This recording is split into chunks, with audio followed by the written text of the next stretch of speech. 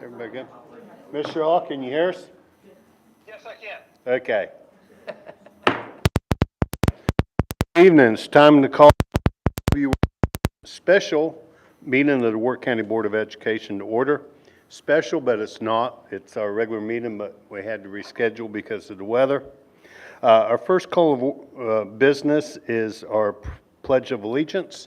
And this evening, I'm going to ask Rebecca McCoy to lead us in the pledge. You do it right from there, Rebecca.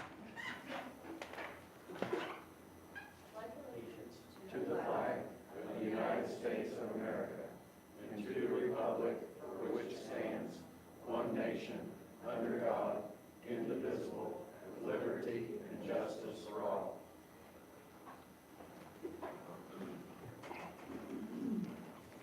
Okay, just a little bit of housekeeping before we get started. Mr. Sherlock is joining us tonight, but he is joining us on the telephone. And you can hear us, right, Ms. Sherlock? Yes, I can. Yes, sir. Okay, and all board members can hear Ms. Sherlock? Okay, very good. Okay, so let's move down to our approval agenda. Do I have a motion to approve the agenda? So moved. Okay, there's nothing new on the agenda with the exception of under employment. We will take 1, 2, 3, 4, 7, 8, 9, 10, 11, 12, 13, and 14. And then we'll come back and do 5 and 6, okay? Because we have a board member that has to recuse himself for 5 and 6. Well, I tell you, let's do it this way. Let's do 5 and 6 first, okay? And then we'll come back and get the rest of them. If nobody has an issue with doing that. No? Okay, nothing else that I need to talk about there, nothing new. Anything I missed on the agenda? Okay, not hearing anything, we have a motion to approve the agenda as presented. All in favor say aye. Aye. Aye, opposed say nay. Ayes have it, motion carries. You there, Ms. Sherlock? Was that an aye, Mr. Sherlock? Yes, I. Okay, thank Okay, you. we'll fall into a rhythm here in a minute. Number 4, recognitions. This evening we have our esports Overwatch team. With that, I'll turn it over to Mr. McCowan, who I'm sure will turn it over to Mr. Cottrell. Yeah, it's not often that Wirt County has a state championship in something, and we are thrilled that esports has had another fantastic victory. And I will ask Coach to come up and talk a little bit about your season, talk a little bit about your Overwatch team and their accomplishments this year. Thank you so much for letting us come in tonight. Very proud of these young folks. I'm going to tell you first a little bit about Overwatch because we're going to play you a clip so you can see the end of the championship match. It's real short. So it's a 5v5 battle, and they pick different characters. So our 2 supports are Robert, if you would stand, Robert Russell, he's a senior. Bentley Harrison. Our team captain is Ashton Keaton. He's a DPS or damage. And Gregory Brogdon is a senior. He's a damage player as well. Our tank is not here tonight, Landon. So you're going to hear their names in this clip. So I'm going to have them tell you their game tags so you know when you hear the announcers, you'll know who they're talking about. So we'll start back here with Robert. Mr. Man, 673. Phase Dragon, 74. Engineer. Engineer, I'll refer to as Sweat. Sweats. And then I also asked Coach McCloy to come. If you would, Coach McCloy. He was the assistant coach this year and had to leave us in December, but he coached this particular group the majority of the season. So I'm just very proud of them. Going to WVU is a big deal, and they done really, really well. They beat 2 AAA schools. We weren't supposed to, but we did, and so it was a really good time. So I'm going to play a little clip. It'll look like chaos if you've never watched the game before, but it's a lot of fun to hear the WV announcers play it.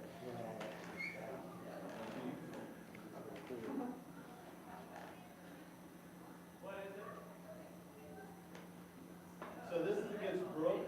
We played the semifinal against Hedgesville and beat them 3-0. It was the best of 5. This is the very last 5 minutes of about an hour-long match. So I hope this comes out when you hear it.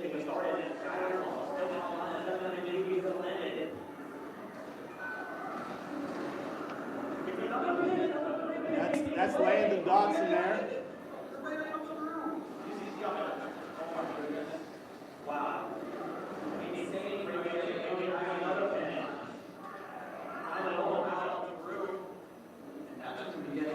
So the objective here is to push the rope off the surface. These kids got to do it.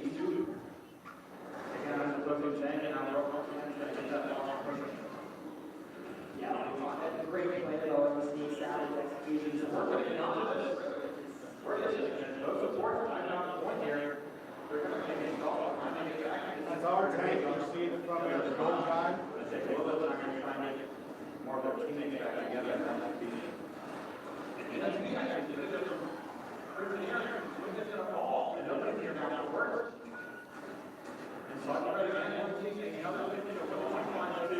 It's absolutely brutal. And what looked like a lost fight for Wirt is another example. One of these fights out in midair. Yeah, I mean, Wirt almost seems to be there at the end, but once again, Aileen Steves finds two, shouting someone line, all up for Wirt is very strong right now, three. I mean, two portals, three almost got lost on they were up to battle. Oh, he's this engineer. He really does look good at the arm and all this happening. But he either gets one or dies. Oh, you falls is another excellent pin for Wirt Steves. To cut that one, he's held in half, soggy bread. It's got it all. Engineer and Wirt Steves. Wow. Once again, these are fights that I don't think our first match is in the back, but they just can't quite win it unless something basketball they take a word. Yeah, we're going to take care of the further for all this. So Brooks won. So we're in red. You can see the ticker going up. Yeah, That's the amount of distance we gained. and we're shooting down. It's up right now, it's down. Oh. So I hope it moves back. Another pin. And another pin, and if you can fall, my goodness. Hanging out here.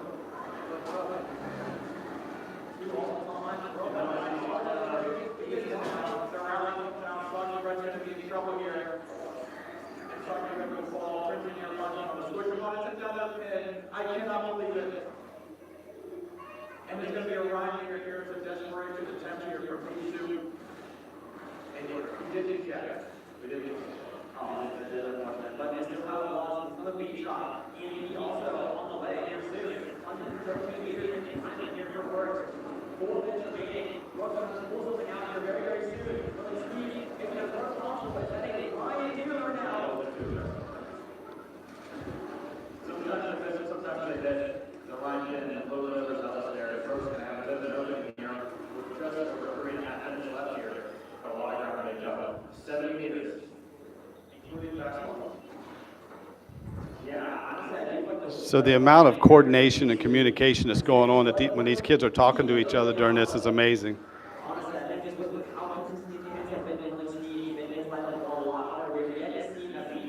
It's about over.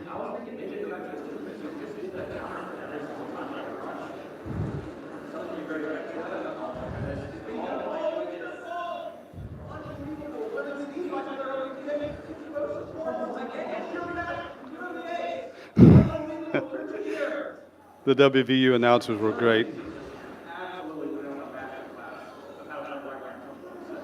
So there were 450 students at this event.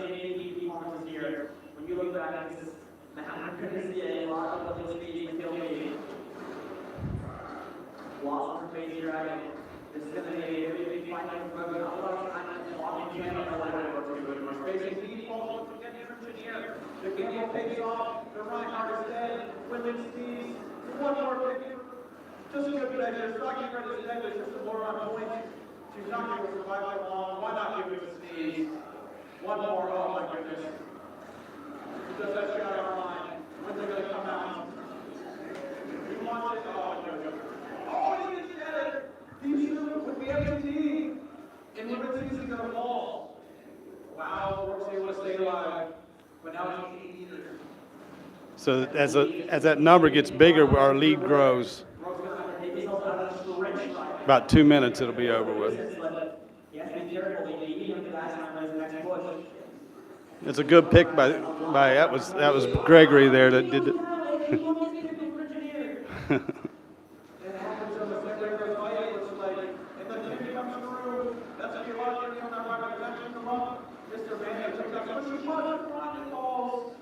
That was Robert. Work completely control her, take back this fast one. And the idea is now these two going over to Malga, the desperation swap here. Where he does that, we'll make with it. If you're able to work.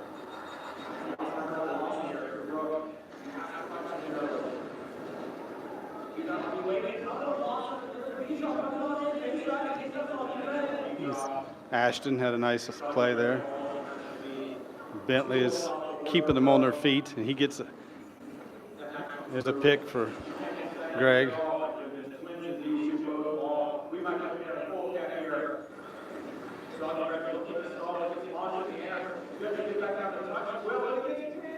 Oh my goodness, what a wonderful way to end it.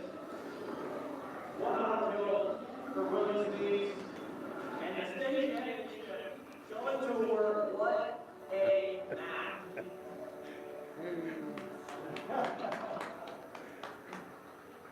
You may not have understood everything. Not a bit. But that's a good time. I'll just tell you right now, to watch your kids go up against such good, and Brooke has an excellent team, excellent program. So you can watch that over and over. I've watched it like 4 times now, but I don't, they did so well this year. They'd lost to Brooke earlier in the year. They were ranked higher than us, and we done really well, pulled it together, and the students were just fantastic. Their teamwork and their behavior up there was really good. So I don't know if you have any questions for any of them, but. Oh, yeah. When we're looking at this, I'm not a gamer, okay? Nothing, I'm just not, okay? Don't have dexterity. When we're looking at this, okay, whose eyes are we looking through? Just, It just depends. You can spectate multiple players. They were just running back and forth between both teams and multiple players of both teams, just watching through the eyes of everybody. okay, so that was a commentator or somebody that wasn't any of you guys. But you guys were talking to each other, right? Yeah, Okay, They have on headsets. yeah, that was the WVU commentators. okay. Yeah, they got excited a time or two. So in what point of that did y'all realize that you're probably going to win this? Or is it not till it's over that you know that? On that last push right there, after we got like 1 or 2 kills, I knew it was over because we had the robot right at the objective, and then Landon came and pinned someone and killed him, so I knew we had it right there. Cool. Cool. So the whole object is which team gets there first, correct? Yes. Yeah. So there are multiple different kinds, I'm sorry. Come along from playing, a long ways from just playing ball. Oh, my goodness, yeah. So this was a 3-hour match, and you have to win the best of 5. And it was, at this point, it was 2-1, and this was the last map, and us winning it made it 3-1. But it was an hour-long match, though. So the stuff that we have here at Wirt County High School, okay, you know, the computers or gaming, whatever, how's it match up with what you played with up there? Very well. We have very good stuff here at the high school. Okay, good. That's what we want to hear. Good. Yeah, I want to keep saying that over and over again. Thank you, Mr. McCown, board members. Andrea Bailey was a big supporter. Ms. Smith, I mean, if it wasn't for your support, I mean, they couldn't do what they did, and so thank you very much. I hope I didn't miss anybody, but we get a lot of support. So, the Piggly Wiggly, of course. The pig, yeah. The gentleman that runs Pig, I stopped there, I was in there today, and he's just a big supporter of Wirt County Schools. No, Yes, Big he is. supporter. Yes, he is. Yeah. Yes, he is. Yeah. Do you have any more questions? Guys, you got anything you want to say? real quick? Yeah, we've had multiple people tell us that we've had the best lab they've seen, best Good. computer work and stuff, so. Good. Thank you. Sounds good.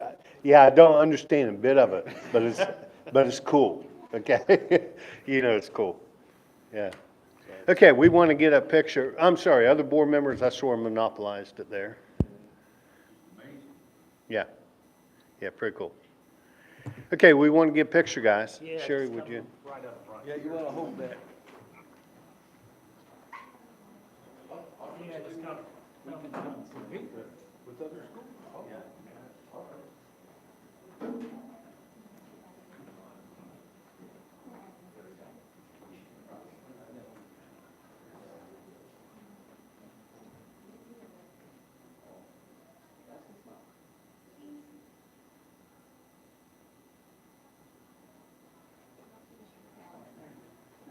Sure, you need one more? Okay. You're fine. We have one parent.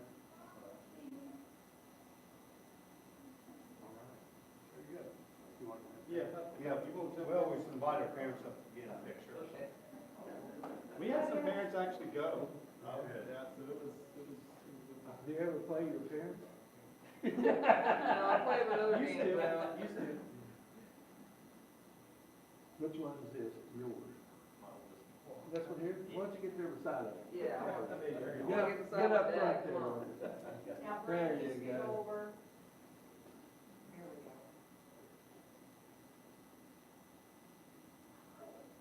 All right, congratulations. I do have one more question. Okay, your handles or your monikers, how did you, is that something that means something to you or is it just something? Like what was yours that you went by? My name? Yeah. Yeah, it's Space Dragon 74. And does that mean something to you? Not really, just something I made up. Some of us do actually have some names behind our names, like So I'm like, some backstories. My name, I just kind of, people kept calling me cringe because I used to be like younger. I used to be really high squeaky voice. So my favorite character in another game is named Engineer. So I combined cringe and engineer to become Cringineer. Oh, okay. I didn't hear the cringe part, so I have heard that name before. I just wonder. I'm Brody Goodman's grandfather. So you probably- yeah, it's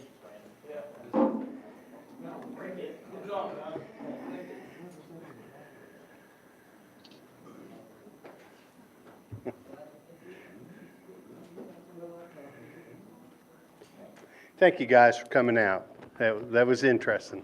I'm gonna have to learn more. Okay. And our first is Mrs. Hickman. I think Mrs. Smith is with her, but I have some guests. Let me pass this out let for me you. let Mr. McCallum get us started on Okay, this. so Mrs. Hickman and I had some conversation, and we have had various and sundry conversations with the board over time and about lay coaches and all of that. And I know the board authorized an extra assistant coach for each sport to try to get away from that. But I think in having some conversation, there may be some specific situations where we may want to have some additional conversation and revisit that. So per Mrs. Hickman's request, she asked to come and share some information with the board.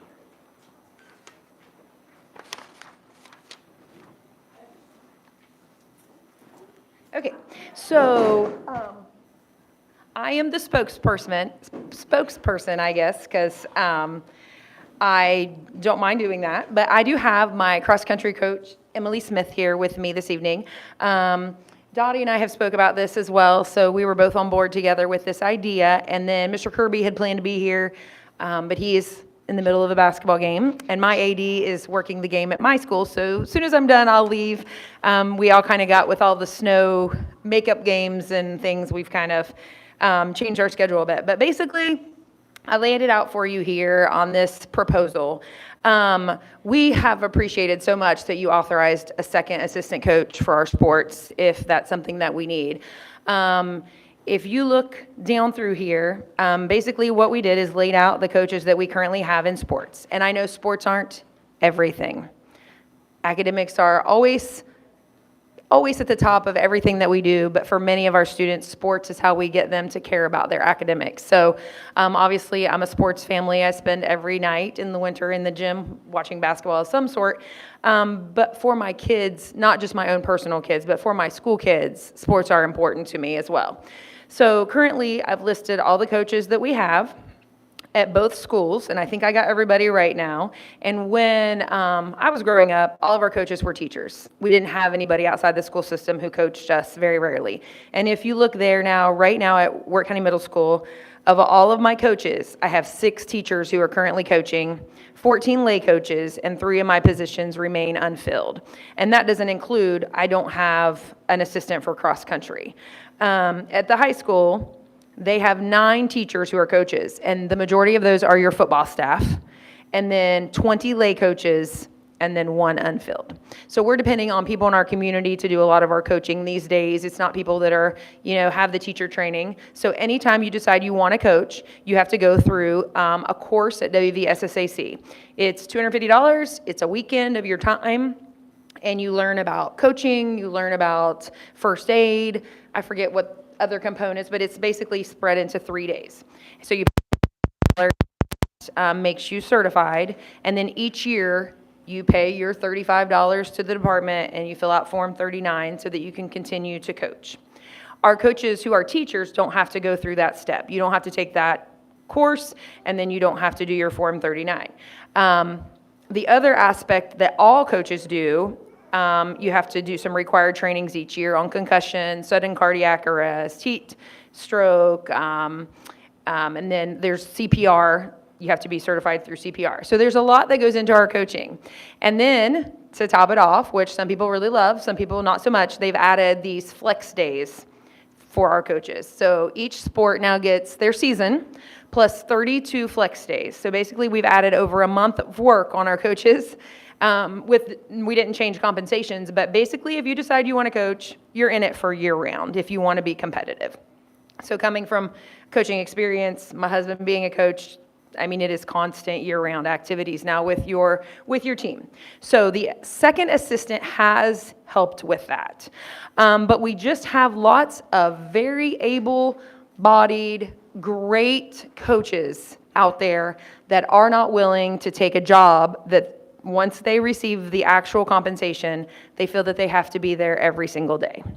And, we even, at the end of the season, we make sure that they have contributed before we pay them. So we make sure that they show up all of the time. So we have lots of people work and volunteer. So then we have this whole separate idea of the volunteer chaperone form. So we've talked about that in the past. You guys have that now where you're doing the background check. And that makes you, I always tell people that it always is just better to have that so that you can be around our kids. But you're not a coach, you're not in charge of kids if you have that volunteer chaperone form done. And then I spoke with Mr. Metz about this because we all know Mr. Metz has been on the coaching, making sure that our people are appropriate, because there's lots of times when people are a volunteer and the next thing you know, they're working their way into coaching kids, and that puts them at risk and us at risk. So I kind of told him, I really feel like we're in a dilemma here because we're not getting people to apply for these jobs. What can we do? And kind of just tested the waters a little bit with, if I came up with a different idea, could we do something? So for my big example and why Emily is here. Emily does our cross country. She's one of the most fantastic coaches I have ever worked with in my career. She's very attentive to our students. She's very attentive to their needs. She is one person, and my kids run the streets of Elizabeth. That's where. So I have one person watching them, and I happen to volunteer, but that doesn't really protect them or us if they're out running with our kids. So my kids would know to listen to an adult, but her husband Luke is here. I think he's outside. He's with the baby. Is willing, and I have some other folks willing to, be there when he can to run and to help monitor as we're doing that. He is a certified coach. He's already done the WVSSAC classes. He's already had his Form 39. He, could just renew. But we don't have an option for that because technically with our current policy, we don't recognize those people as being part of our coaches. So we kind of investigated to see what other counties do, because if you go on the WVSSAC website and you look up these rosters for the other teams we play, they've got a list of a dozen coaches. And you know these school systems aren't paying all of these people a regular salary. So we kind of did some investigation, and a lot of our counties are doing they have different names. So we called it auxiliary coach because I think Calhoun calls it dollar coaches, and Roane County, I think, calls it dollar coaches. But basically, they have people who are hired for $1 to become a coach of a sports team. And they know going in, they're basically volunteering their time. They're not receiving any compensation. It kind of takes the pressure off of having to be at every single thing, because it might be, if Luke Smith is just coming in to run on Tuesdays and Thursdays when they're running the streets. It kind of takes that pressure off them, so they understand they're not committed to full-time like everybody else is, but their expertise is valuable, their supervision is valuable. So obviously I'm not asking to just open up and, hey, let's hire a bunch of dollar people. I think it has to have some very strict parameters. I think that this could potentially help with some of the burnout that we're experiencing, because my coaches we are shuffling through coaches. You guys see it on your agenda. We are constantly hiring. We constantly have coaches' positions posted that we can't fill. I have some people that have approached me about softball, but they're not willing to take on that actual assistant job because they're not willing to commit every single day of the spring to being there. So these type of positions are for the benefit of our head coaches to use at their discretion, but I think that has to ultimately fall to me and Dottie. We talked about this. We think it can only really come through us, that if a head coach feels a need, they come to me as the principal, and then I have to decide how I feel about that before I come to Mr. McCowan to bring it to you all to somehow hire. And I don't know the logistics of how all that would have to be posted or what, but these people would still have to be willing to do the WVSSAC certification. They would still be putting out the $250 to take the course, and then their Form 39 would have to be updated each year. Now, I do think it's a good idea to, this is a 1-year deal each time. Sometimes, when we get people in a position, an assistant coach position or a coach position, it's very difficult for that person to ever be removed unless they just want to quit that. So we don't want, if our coaches change, we don't want all these people feeling that they have ownership in this without the head coach's blessing. So it would need to be renewed each year. So this is just an idea that we have that a lot of other counties do around us. And I'm curious to see if you have questions where we will try our very best to answer them. We do have a lot of support from our coaches. Mr. Kirby wrote you a letter about his situation. He has 2 great assistants, but they're young. Well, he has someone who has some experience with coaching that is willing to come in, and that not only helps his program and helps him right now, but it helps train those younger coaches and get their foot in the door. I know wrestling, sometimes when you go to these big wrestling meets, you might have kids wrestling on 4 mats, and you've got 2 coaches or 3 coaches. So somebody needs to be in that kid's corner. This would make it legal. This would make it so that I feel like that person is better protected, but we are better protected, and we're not constantly breaking our own rules. Did I miss anything? Well, and to add what Gail is saying, and I'm going to go to the WVSSAC route. It's not that they give up 3 days, and we're talking 3 full days. And some of these people, it includes a weekend and either a Friday or a Monday. They also have to take and pass rigorous tests before they're even granted their certification through SSAC.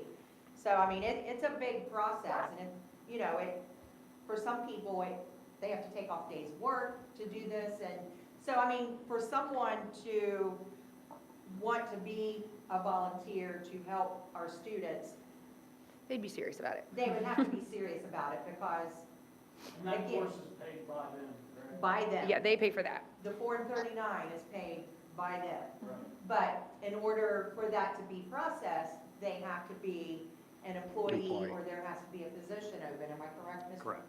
McKeown? And like I said, it's a process. It's not just,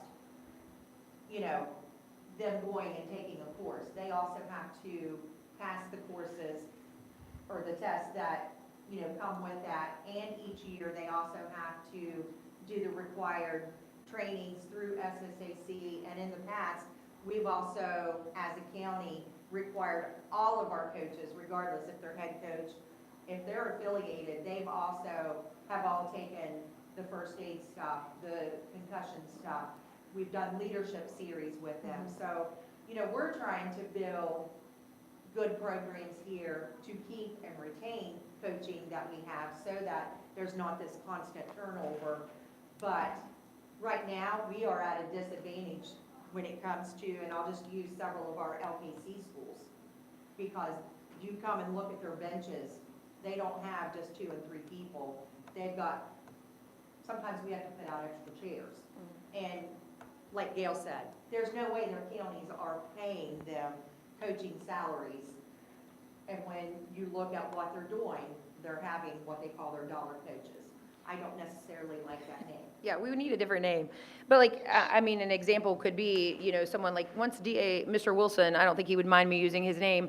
Once he retires from subbing, he will, you know, would no longer be certified to offer his guidance to basketball programs, which, you know, we request his help on a lot of things. But this would kind of help those, you know, tenured people who have done this 1,000 years. And the coaching turnover, it's exhausting, because you are retraining them on all the financial stuff of how to do the orders and how to shop and do all those things every single time you have a coaching change. And I know our secretaries, it becomes very exhausting for them, the procedures and policies that we expect them to follow as principals, that becomes exhausting. So we, in this small town, we just have so many people that could help us and who don't want financial gain from it at all. I mean, don't ever figure out what a coach makes per hour. It's in the negatives most of the time. I can speak from experience. No one's in it for the money. So, I mean, and I think it's very important that you guys understand that we understand it's not opening up a big series of people that we want to hire. This would be a very limited thing, but something that we would like to have available. Yeah, I figured that this is the next step, okay, we took it all the way back to where there's none, okay, because it truly, guys, whether you agree with me or not, it was getting out of hand. Yeah, I agree. Okay, we were putting ourselves and that person in really serious jeopardy, okay, legal and, yeah. So, you know, it was cut all the way back. Okay, now we need to take a look at how can we make this work right. Okay, and so I think it's the next iteration of the policy. Okay, so what I would suggest is that we come up with a policy of how this works. Now, let me ask you this. Are you looking for this person? And we can discuss this with these guys because it was on the agenda, okay? There's no action tonight, Right. just a discussion. I still believe, and I'm just one person, one vote, that when we have these dollar coaches, auxiliary coaches, whatever we term them, okay, that person can't take that. If we have a paid coach, a head coach, assistant coach, one of our 2 assistants, head coach, can't go to a match or a meet, this auxiliary coach, although that they've got that certification stuff, they can't take the team by themselves. I would agree with that. You agree with that? Yes, absolutely. Okay? Yeah. That They're it an still takes that addition. person Yeah. yes. Yeah, it's like the whole Title I supplant and supplement, you know, this is a supplement to our program. Ultimately, our head coach is responsible for being everywhere all the time. And our paid assistants who are paid the full amount are as well. Now, there's always things that come up or whatever, but this person would still be an addition in my eyes. But they're not going to run practice without the head. Correct. Or our paid Correct. coaches there. Yeah. So let me ask you this, in some of these counties where they have this, is this a position that the board authorized and it was posted and it was filled? That, I believe so. When looking at Roane County's items, I have seen where they have posted these coaches because, actually, when Jason was at Roane the first year, he was a dollar coach. Yeah, I think Wood County posts them out as dollar coaches. Yeah. So, and that's what we would have to figure out the logistics of that. You know, if we, at the beginning of a season, maybe, we sit down with all of our coaches to see, and then that way it's just 3 seasons a year, basically, 3 times a year, that we would put any names for to you. And then when we posted those things, it would be posted for this school year. This school year only. only. I think it's important to do 1 year at a time. So if Yes. my cross-country coach, let's say she gets tired of Luke helping her, and next year he's not allowed, he's done for the year, I mean, when his year is up. So I will tell you, I will go looking, and you guys can help me. In counties that you know that are doing this, let's see if they have a policy that addresses it. Okay. That we might be able to Okay. take a look at to help craft our own. You know, as a visual person, I see this person as, and I'm just going to use the girls' basketball program, just because sometimes it's hard if we have to have early practice or something happens and, like I said, Jeremy is here right after school to have practice. It's hard for his 2 assistants, Emily and Emma. Emma. It's Emma and Emma. Phoebe. Sorry. Emma and Oh, Phoebe. Emily. But Lay it's- coaches coming from their jobs. coming from their jobs. And like I could see this person though, you know, it may be someone like D.A. Wilson, who is a retired teacher, but it could also be someone who's just coming in who may have played the sport 3 or 4 years earlier and may have been the best post player, and they just come in and work with our students, our athletes on A just that, specific those skill. Specific skills. Yeah. But they still, even if it's that, if they're coming in and help volleyball as a setter, okay, then they still though have to have that Form 39 Yes. and those trainings that our coaches have. And okay? to me, this eliminates any volunteer chaperones being involved in sports, because you don't have to be an approved volunteer chaperone to keep book.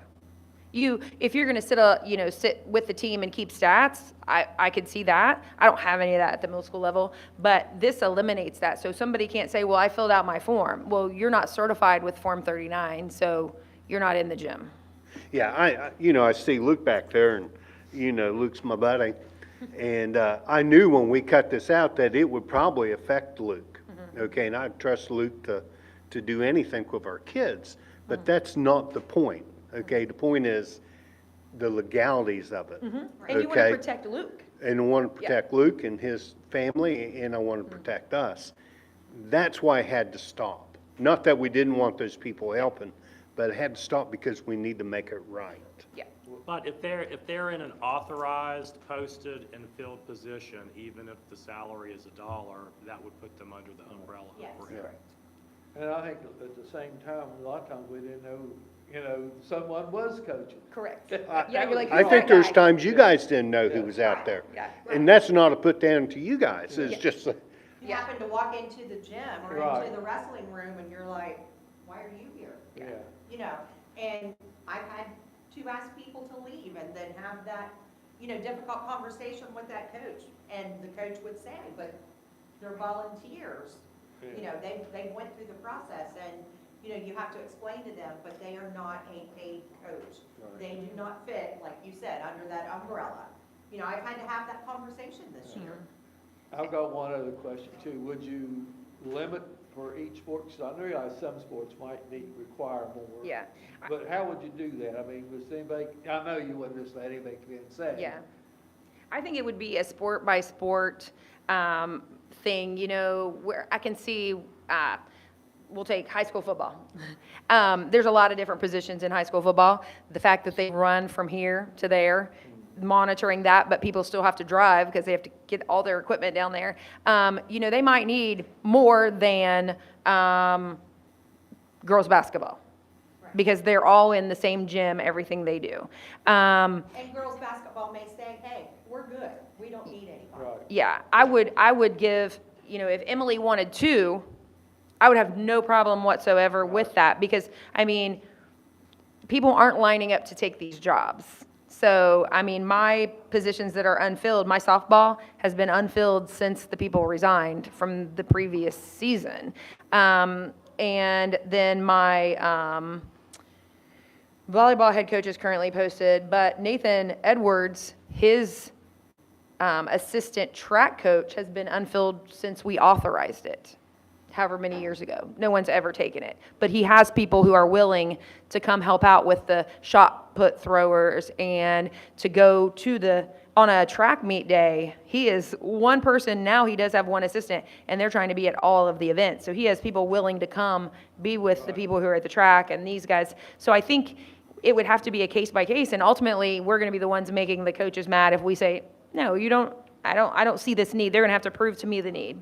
And if you've been to a track meet, they may have high jump over here, hurdles over here. You may have to go over the hill for the relays. You may have to, there's no way our two coaches or and- three coaches can be in all of the spots, plus someone in the bleachers. And we use and abuse our employee parents. We ask a lot of them, we say, oh, well, your kid is doing track this year and they're doing shot put, so can you go down there with those kids because you're a board employee? So we run into this a lot where, I've had to ask parents to jump on a bus when their kid was playing somewhere because something happened and, or there was an emergency situation, and so. Or our coach is working and can't get off work unless they take a full day and had to have been approved 2 weeks ago in order to get here in time to get on the bus. I mean, Yeah, there's a lot of that with the amount, especially with the amount of late coaches. If Jason Hickman needs to leave early to take the football team, Dottie's going to let that happen, but somebody who isn't working in our school system, their bosses don't always get it. Okay, so, Ms. Sherlock, you have any questions? Yeah, so from what I'm understanding, this would only be for the head coaches who need it. Is that correct? Yes. Not across the board. Correct. And anybody that would potentially be picked up that way would have all of the vetting that our regular coaches do, because they would be an employee regardless of if it's $1 or a larger stipend. Yes. Okay. I would like to know the other counties that are implementing this, how they're doing it, and from what Ms. Hickman is saying, it sounds like a great deal, but I'd like to know if the counties are doing that ran into any problems along the way. And most of the counties that are doing it have been doing it for quite some time. Yes. We're kind of behind on this one.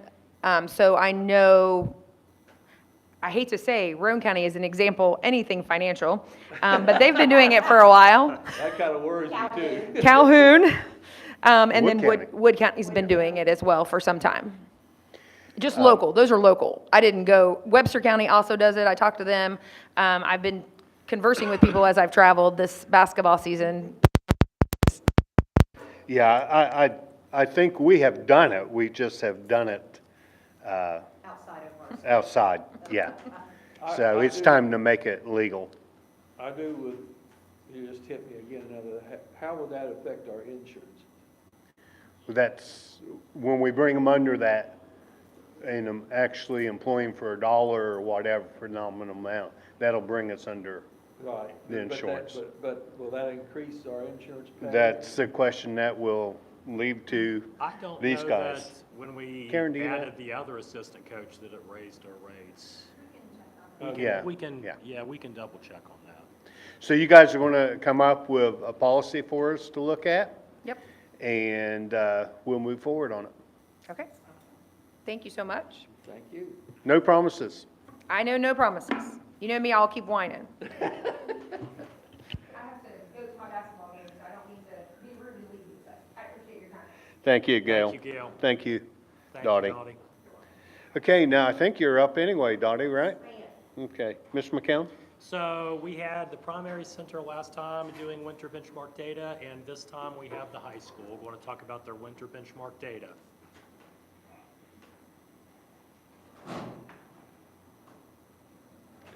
I mean, this would, I see Mr. Cottrell there talking about there's probably people that would fall into this and would be something that he'd be able to take advantage of too. Yeah, for sure, absolutely. Yeah, well, Yeah. then I have former players that are in college now and could even help remotely with esports. I know it's not that way with every sport, but absolutely, if we had it, it would be a big advantage. sorry that this may not seem as, quite as energetic as the last little bit there. Our esports team, those kids, if you ever go down there and see their practices or just hear their practices, it's quite interesting at any given time. So this year, if you recall from our first benchmark and our first presentation, we're trying something new at the high school, and it's called Progress Learning, and this is to help get our students benchmarking that isn't just College Board based through the SAT. This is a program kind of like iReady that helps fill in those gaps of skills that our students may be missing. You know, if they're having a bad test day, it takes all of this stuff into account and gives our students the background knowledge and skills to bring them up to where they are supposed to be. So with that being said, on 1/13, we initiated Benchmark 2 with our students. The day started out just as we had planned. We try to mimic the SAT test day the best that we can, even though these are just benchmarks for us. We still try to prepare our students to have the best testing accommodations, and I don't mean like accommodations for them, but this is the setting that you're going to be in when we are doing this for what we call the real deal, our accountability year, which is 11th grade. So our 9th, 10th, and 11th graders took Benchmark 2 on January 13th. And what we do on these days, just so you guys kind of understand, this isn't something that just takes 20 or 30 minutes. We block off the whole morning because each benchmark is timed and it is broken up into sections and it mimics the SAT test. That morning, we had our students report to their advisory classes, and by 8:15, that was our target to have attendance taken, students to have their computers booted up, and logged in to Progress Learning. One thing great about Progress Learning, our students do not have to have what is called Blackboard downloaded, so all they have to have is access to the internet so that they can get onto Progress Learning, and we push out to them the only assignment that they need for that day, which was Benchmark 2. For our 9th graders, they took the PSAT 8-9. Our 10th graders took a version of the NMSQT, which helps prepare them for the real NMSQT, which also helps qualify them for scholarships on the national level. And then our 11th graders actually took a version of the SAT. So that morning, like I said, we were mimicking what we will do here when it comes around to April, when we take, the 11th graders will take the actual SAT, our 9th and 10th graders will take Benchmark 3. With that being said, about 8:30, I started getting emails. And I don't know if you see this, but they're front and back. And this continues for pages, okay?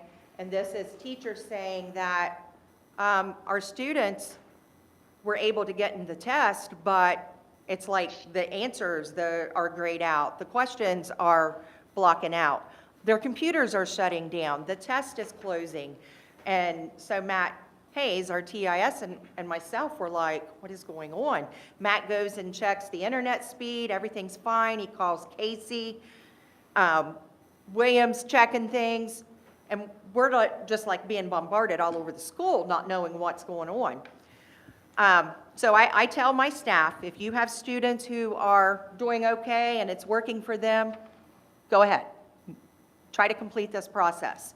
So what we found was we finally got in contact with Progress Learning, who was in a day of training. Who would have thought? Because, you know, we had already pre-planned and had given them all of our dates of when we planned to benchmark. But their whole entire staff was training, but one of them saw the email and returned a reply that said, everything's functioning correctly on our end. It's showing 100%.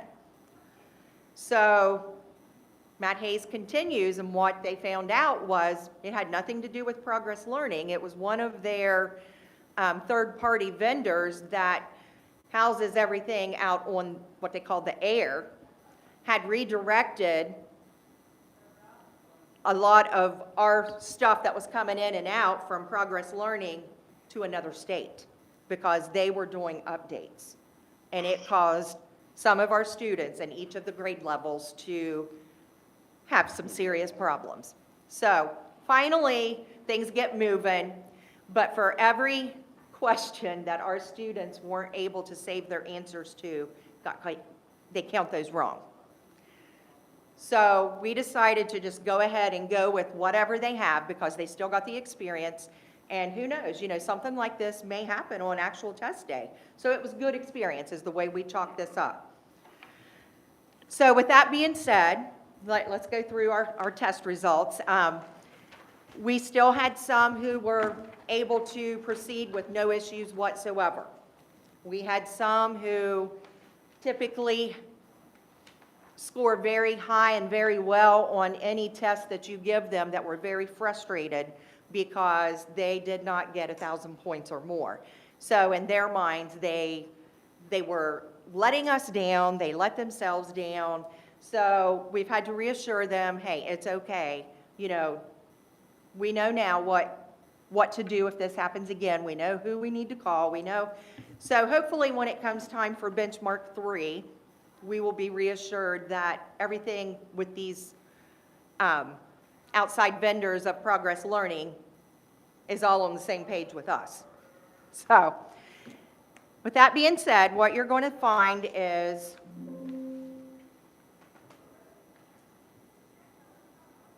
am I doing something wrong?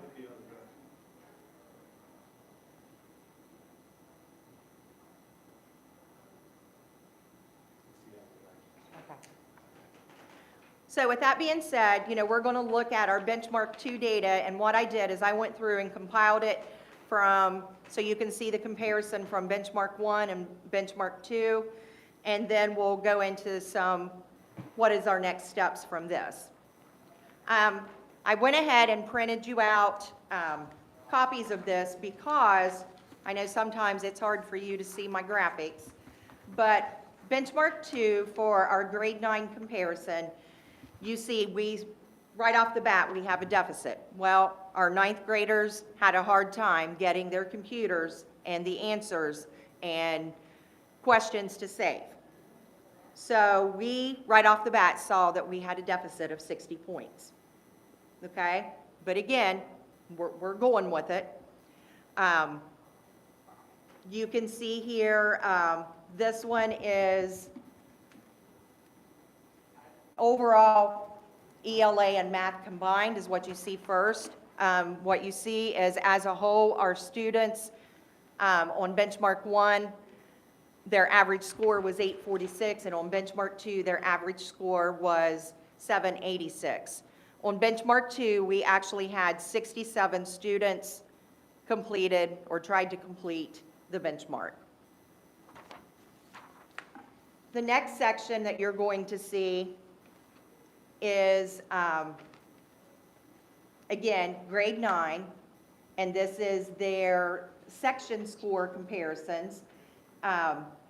You can see it's still showing a deficit here, so this is consistent with what we saw with the overall comparison. Our average score on benchmark 1 was 424, and that was with 66 students. And then our average score for our benchmark 2 was 391 with 68 students who was able to take one or the other of these tests.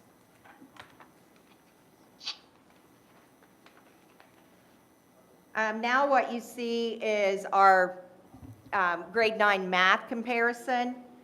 As you can see, this trend has continued with this group. They were down 23 points. Benchmark 1 showed 420 as the average score, and then benchmark 2 was 397.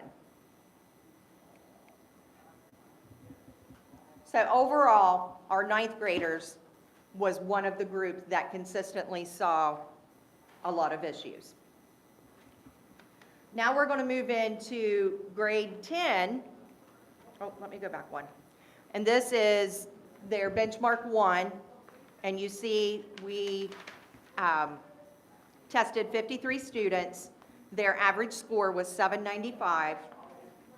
With the same 53 students on benchmark 2, their average score went up to 834. So again, this was a group that did not struggle with the third-party issues that ninth graders did.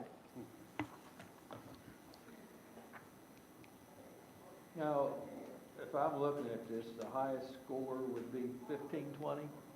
Yes. And that's as an average, or as a whole. Right, correct. This would be your grade 10 comparison again, and this one was your, I can't hardly read mine here. Read and Sorry. write. What does yours say? Reading. Reading? Okay. You see benchmark 1, this group had 395. Benchmark 2, they went up 42 points with 437. So you can see in our building, the area that our ninth graders were, and I know that may sound crazy, but it was just, again, to do with which direction the information was flowing in from that third-party company. But you see, we are seeing an improvement, which is what we want to see. And then our next one should be their math. And you see, they did go down. That is not what I think I went the wrong way. I'm sorry. Yeah, there we are. They did go down 4 points. But 4 points is still better than the 23, that we were seeing in our ninth grade group.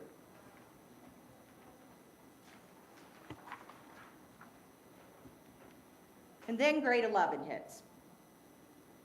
And again, we try to group these students together around the building so that we know this is where our ninth graders are, this is where our 10th graders are, and then we always try to keep our 11th graders down in that science wing hallway so that they're close to the tech, so that our tech is not having to run all over the building, and usually one of them are specifically assigned to that 11th grade hallway, because this is our accountability group.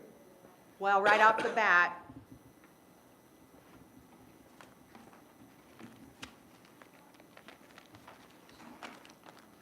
you see here, we went down 30 points. So then I started looking at the information that started flowing in from my teachers. It was my ninth grade and my 11th grade advisory teachers that had the most issues that reported to us that morning.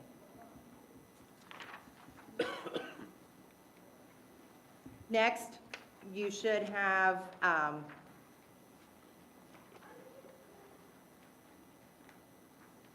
guys, I can't squint and see that, but my thing is not Read and showing. What is it? Reading and Reading writing. again? Okay.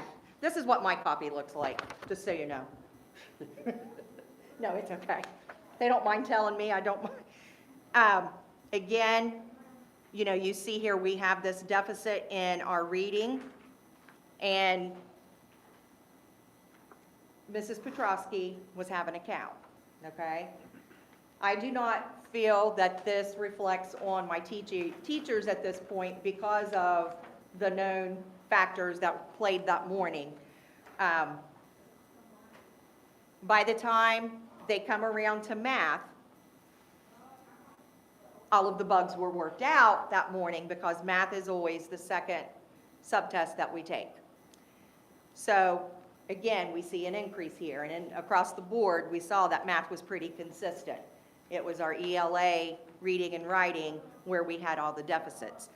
And if you go back to our goals and stuff for the year, reading and ELA were one of the areas that we were focusing on. So of course, our ELA teachers were not happy about this. But when you, like I said, when you looked at the big picture, that third party, I think, really skewed our reading and writing results. So you say, well, what are you going to do about this? Well, like I said, with progress learning, to me, it's a lot like what iReady does, in that it takes what the students do on these assessments, and it allows them to build their skills with assignments and with other resources, so that when they take the real deal or the next benchmark, hopefully, as a whole, we'll see an increase in their scores. And it's not all about scores. I don't care about scores. What I want to see is student growth, you know. And with this program, I am able to hone down with the teachers, with the students, exactly which questions they got right. I can look at it as a whole and see, okay, you know, 9th grade ELA is struggling as a whole with standard 3. So I can take that to our 9th grade ELA teacher and say, hey, of the 53 students, 41 of them missed all of the standards relating to standard 3. So it's a way for us to improve as our teachers in areas that they may be not as strong in themselves, or the students can use this and they can use the resources through progress learning to help with those deficiencies that they may have. So some of our teachers are utilizing some of the SAT bell ringers that are already built in through progress learning every day. And our students do bell ringers when they come into their classrooms every day for their classes. Our grade levels can also use progress learning for supplementals, for, like I said, the standards that the students are missing. And then, again, this gives us the data points that we need to see where we need to go from benchmark to benchmark. I got a question here. Benchmark score 530 on both these. What's that mean? Where are you? It's on the same page. It says what the benchmark score is. And I don't know what, you know, it says benchmark score 530 for both, you know, both sides. I really don't understand what that means.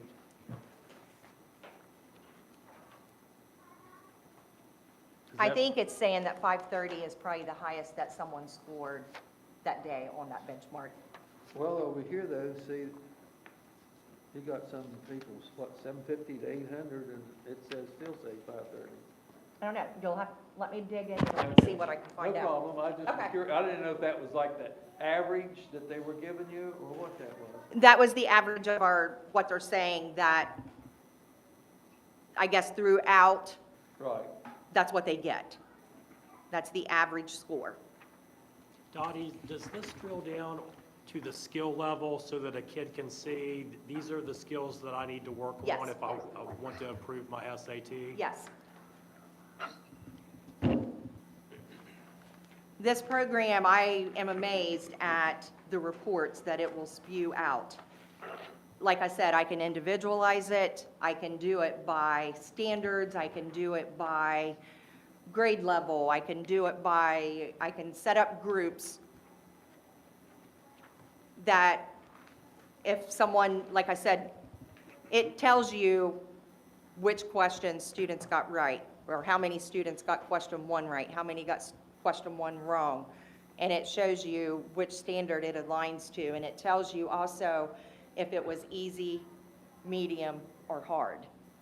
And you can tell because all of these tests, especially the math, start out at an easy level, and depending on how the students answer the questions will determine if it stays at the easier level or if it bumps them up to a harder level.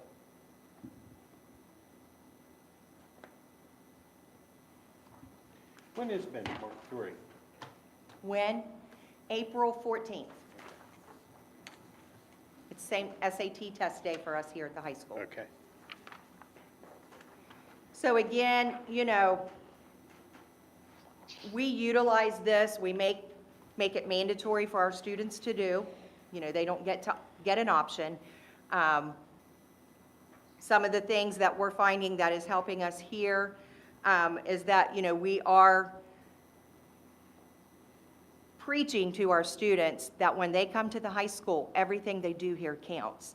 And, you know, we tie the SAT back to not only scholarship money and ways for them to use it at the college level, but we've also had military recruiters tell us that the SAT scores directly links to the ASVAB scores and how the kids can, you know, do the work like on these benchmarks and with progress learning, because all that is going to do is help them get a better score on their ASVAB if that's the route they want to go.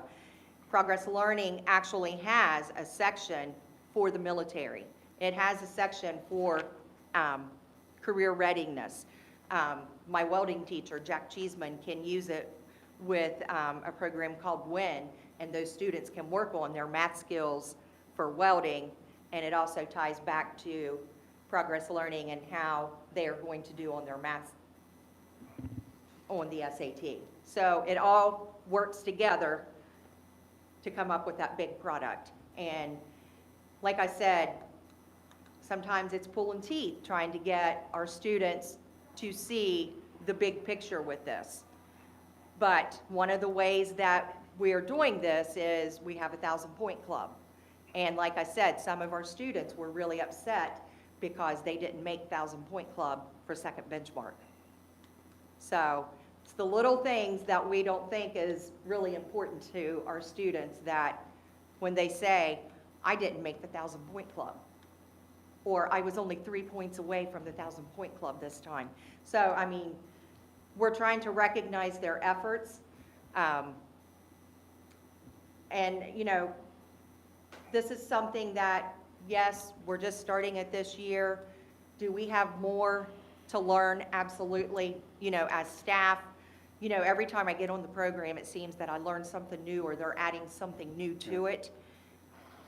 And it's a lot. And it's a lot to ask our teachers to do. So Matt Hayes and I try to do all of the back end work for it so that all the teachers have to do and the students have to do is when they log in is just click here or click there and let the process take place. Questions for Mrs. Smith? Well, I'll be anxious to see the third. Me and too. how it works. And like I said, I'll be anxious to see if we got through benchmark 1 with hardly any technology issues. I'll be anxious to see, you know, with benchmark 3, our 11th graders will actually take the SAT, but it should be comparable to their benchmark Yeah. scores. Yeah. So, but yes, I'm anxious to see if everything runs smoothly, you know, barring any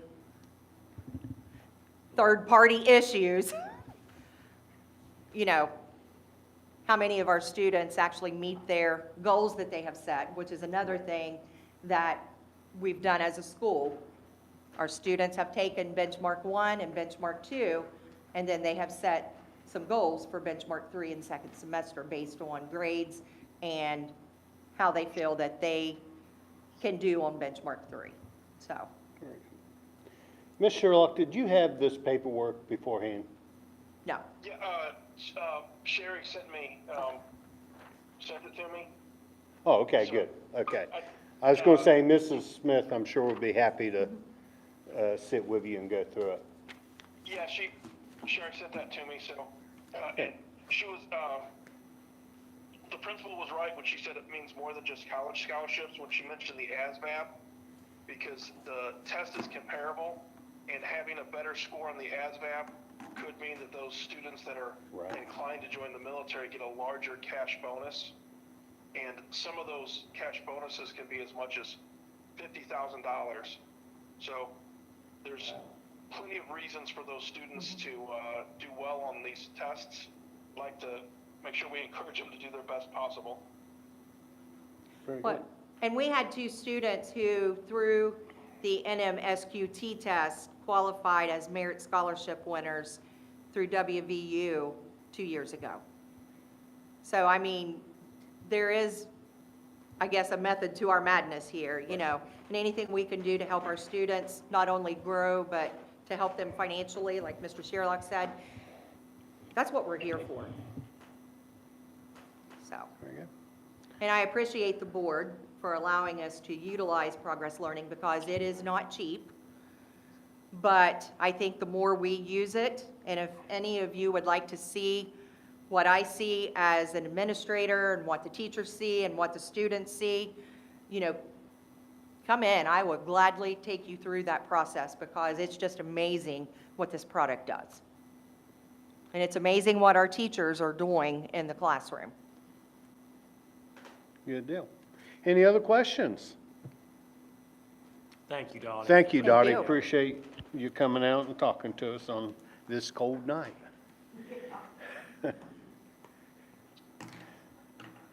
Okay, we have no delegations tonight. I'm assuming I didn't, No. yeah, nobody here, so.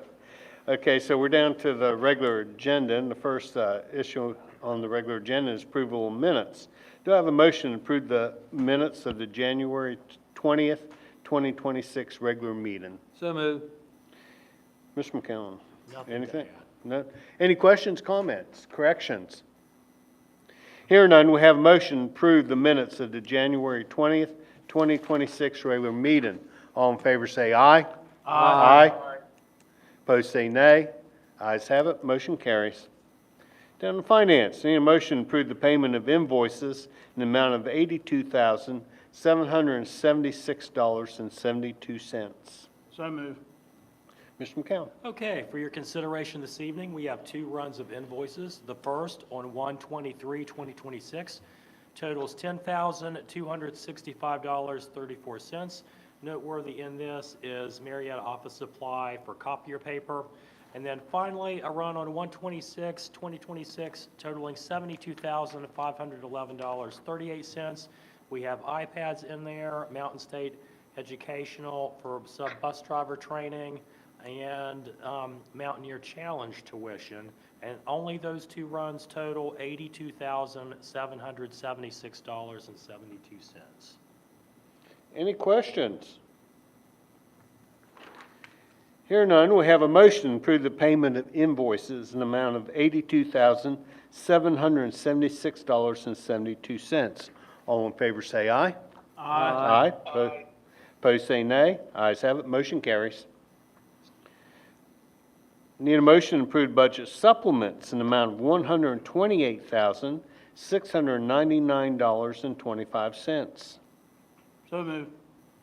Mr. McCown. We have several budget supplements for your consideration tonight. The first, $207.14, is a WBDE grant for NAEP educator training at the middle school.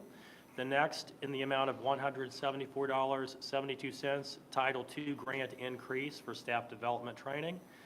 The next, in the negative $9.22, is a decrease in our Title IV funds. Next is positive $1,300.37 is an increase in our Title I grant. Then next, $44,635.24 is Title I school improvement for the primary center and the middle school. And then next, in the amount of $74,900, proceeds from BRIM for our gym floor reimbursement and increase in the investment interest revenue budget. And then finally, we have $7,491 in a West Virginia STEAM grant. These supplements total $128,699.25. Questions? I'm assuming that the reimbursement from BRIM for gym floor was the middle, Where the water. where the water come in, okay. Did it pretty well cover the whole thing or just a portion of it? Proceeds were 19.9 and the gym floor was close to 30,000. Okay. So Well, I can see that they wouldn't pay for all of it, it was just a piece of it, huh? yeah, it's a pretty big chunk, 19.9 out of Yeah. it, so. Any other questions? Hearing none, we have a motion to approve the budget supplements in the amount of $128,699.25. All in favor say aye. Aye. Aye. Opposed say nay. Ayes have it, motion carries. Down to budget transfers. Need a motion to approve budget transfers in the amount of $138,993.32. So, Mr. McCown. So 3 budget transfers for your consideration this evening. The first in the amount of $66,471.32, transfer from the general fund for long-term subs. Next, in the amount of $65,500, transfer within the general fund for maintenance expenses. And then finally, in the amount of $7,022, transfer state special ed for contracted services. These transfers total $138,993.32. Questions on budget transfers? Here none, we have a motion to approve the budget transfers in the amount of $138,993.32. All in favor say aye. aye. Aye, opposed say nay. Aye. Ayes have it, motion carries. Okay, no policies this evening, so we're down to personnel matters. We need a motion to approve the leave of absence and FMLA request for employee number 994001086, effective January 27th, 2026 through April 27th, 2026, or upon release from her attendant physician, whichever occurs first. So moved. You think we need none, Mr. So this McCown? employee's paperwork has been properly filled out and applied, and it is in your packet for your consideration. Any questions? Here none, we'll have a motion to approve the FMLA request for employee number 994001086, effective January 27th, 2026 through April 27th, 2026, or upon release from attendant physician, whichever occurs first. All in favor say aye. Aye, opposed say nay. Ayes have it, motion carries. Down to employment. Okay, we are going to move to number 5 and 6. I'm going to recuse myself for personal interest.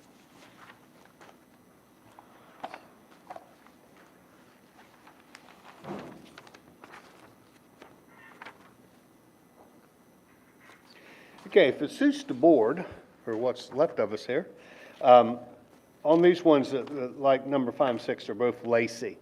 I'm going to take those as one motion, if that's okay with the board, unless you would like to have them separate. Okay, so I need a motion to approve Lacey Moore as substitute aide for 25-26 school year, effective upon completion of new hire paperwork. I need a motion to approve Lacey Moore as substitute secretary for 25-26 school year, effective upon completion of new hire paperwork.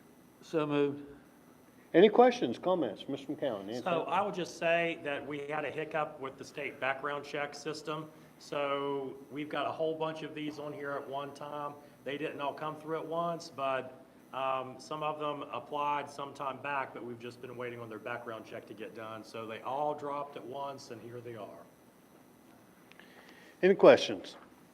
Here none, we have a motion to approve the employment of Lacey Moore as a substitute aide for 25-26 school year, effective upon completion of new hire paperwork, and a motion, the same motion to approve Lacey Moore as substitute secretary, 25-26 school year, effective upon completion of new paper hire work. All in favor say aye. Aye. Aye. Opposed say nay. Ayes have it, motion carries.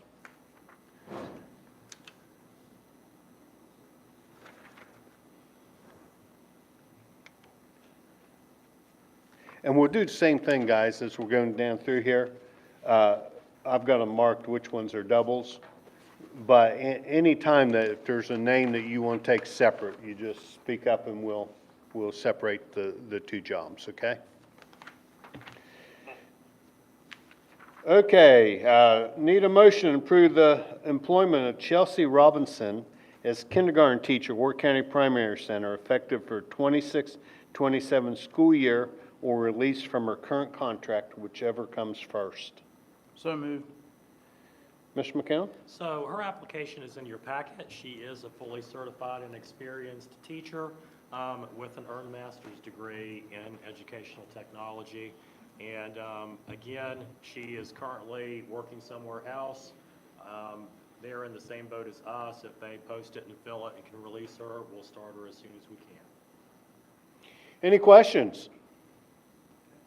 Hearing none, we'll have a motion to employ Chelsea Robinson, kindergarten teacher, Wirt County Primary Center, effective for the 26-27 school year, or release from her current contract, whichever comes first. All in favor say aye. Aye. Opposed say nay. Ayes have it, motion carries. Need a motion to approve the employment of Amanda Brown as substitute aide for 25-26 school year, effective upon completion of her contract. Anything? Nothing to add. Any questions?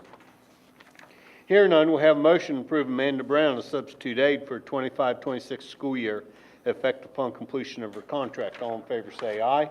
Aye. Opposed say nay. Ayes have it, motion carries. Need a motion to approve Mary Nicolay, substitute aide, 25-26 school year, effective upon completion of her contract. So moved. Mr. McCown, anything? Nothing to add. I'll ask, if none, we'll just keep rolling. Yes, sir. Questions? Hearing none, we have a motion to approve the employment of Mary Nicolay, substitute aide, 25-26 school year, effective upon completion of contract. All in favor say aye. Aye. Opposed say nay. Ayes have it, motion carries. Okay, need a motion to approve the employment of Sarah Watkins, substitute aide for 25-26 school year, effective upon completion of new hire paperwork. So moved. Anything? Nothing to add. Okay, we have questions. Okay, we have a motion to approve Sarah Watkins as substitute aide for 25-26 school year, effective upon completion of new hire paperwork. All in favor say aye. Aye. Opposed say nay. Ayes have it, motion carries. Okay, we've already taken care of 5, 6, so we're down to 7 and 8. Okay, we'll take those as one motion. Okay, need a motion to approve Sierra Starcher as substitute aide for 25-26 school year, effective upon completion of new hire paperwork, and Sierra Starcher substitute secretary for 25-26 school year, effective upon completion of new hire paperwork. So moved.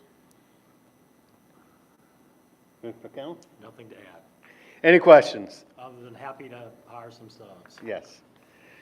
Hearing no questions, we have motion to approve the employment of Sierra Starcher as substitute aide for 25-26 school year, effective upon completion of new hire paperwork, and Sierra Starcher substitute secretary for 25-26 school year, effective upon completion of new hire paperwork. All in favor say aye. Aye. Aye. Opposed say nay. Ayes have it, motion carries.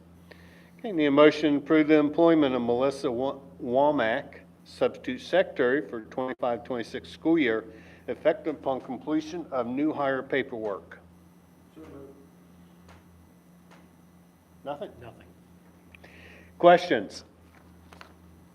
Hearing none, we have a motion to approve Melissa Womack, substitute secretary for 25-26 school year, effective upon completion of new hire paperwork. All in favor say aye.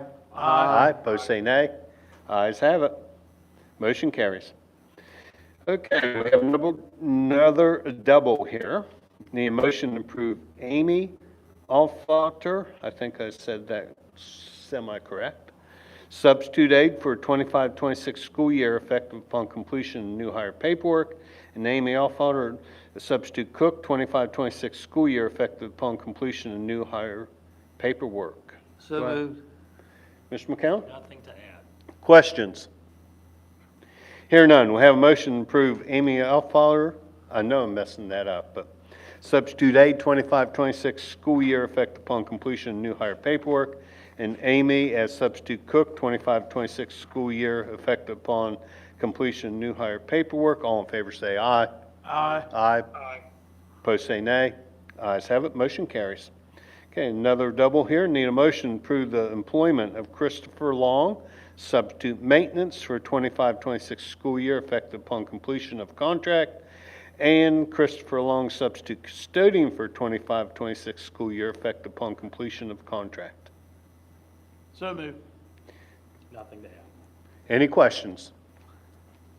Hearing none, we have a motion to approve Christopher Long as substitute maintenance for 25-26 school year, effect upon completion of contract, and Christopher Long, substitute custodian for 25-26 school year, effect upon completion of contract. All in favor say aye. Aye. Aye.